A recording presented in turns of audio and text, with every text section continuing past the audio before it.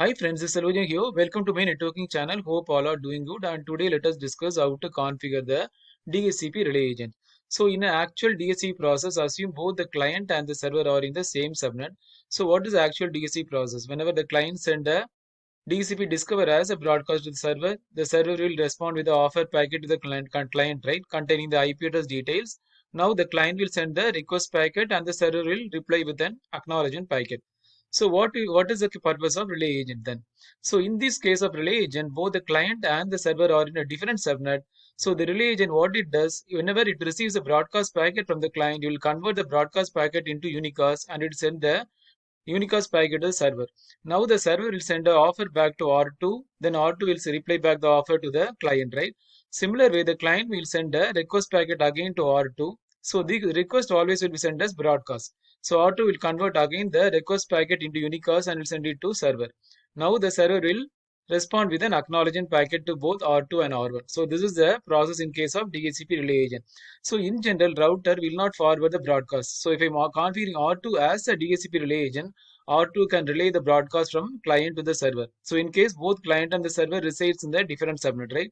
So the client is in range of 192.168.1.0 and the server is in range of 2.0. Both are in the different subnet. So that is the purpose of I'm configuring the DHCP relay agent.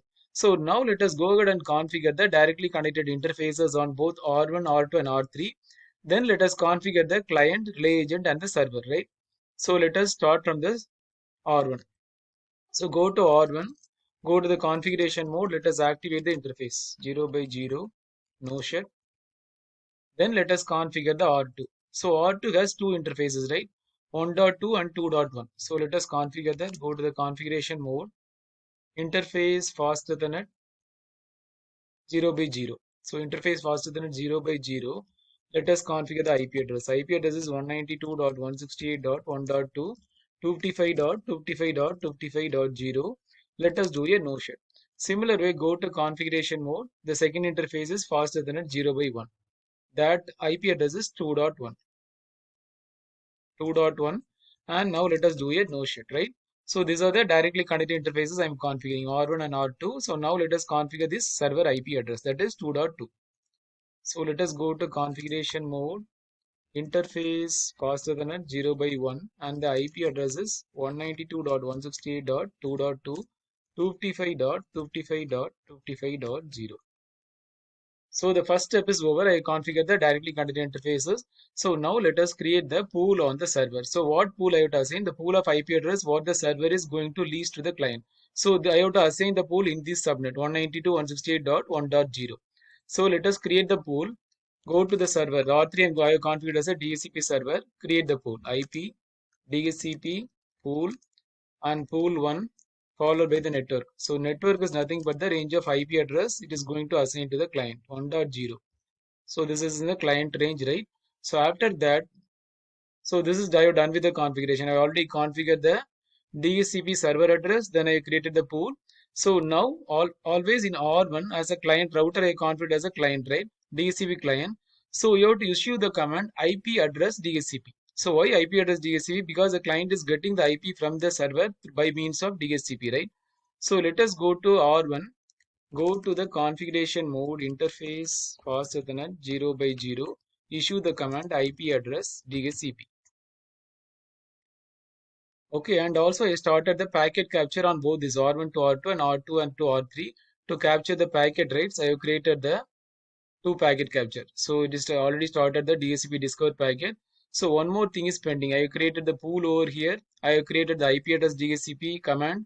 Then we have to create one more thing, that is the IP helper address. I already told since both resides in the client and the server are in a different subnet, we have to configure the IP helper address over here. So let us configure it. Go to R2. Go to the configuration mode, interface fast Ethernet 0 by 0. So this interface I have to configure IP helper address and the address is server address 192.168.2.2. So I have configured with the details, right? So now let us check the packet trace. So we are seeing DHCP discover packet. So now let us what I'm going to do. Let us check for the DHCP binding. So what are the commands you have to check always? R3 I configured as a DHCP server. So let us check show IP DHCP pool will show the pool of IP address. So it is starting the range of 1.12, 1.254, and let us check the binding. Show IP DHCP binding. So still it is not getting the IP address from the server, right? So now let us see what is pending. Let us go to R1 and let us do a shut and no shut. Interface faster than at 0 by 0. So it is already started assigning the IP address, right? You are getting the range. Let us check the packet now. So now it started getting the IP address. So it is getting in the range of, so you're able to see, right, discover packet, and you are able to see the DHCP offer, request, and the acknowledgement packet, right? So you are seeing the packet flow. Now let us check the DHCP binding. How to check show IP DHCP binding? You're able to see, right, DHCP binding. So it assigns the IP address 1.1 to the client, right? To the client, right? The client is R1. So let us go and check the client. Go to R1. So already you are seeing the image IP thing, right? 192.168.1.1. This is the IP address that the server has leased to the client, right? So how to check show IP interface brief? So you can see the IP address now. This is IP address 1.1. It is assigned by means of DHCP, right?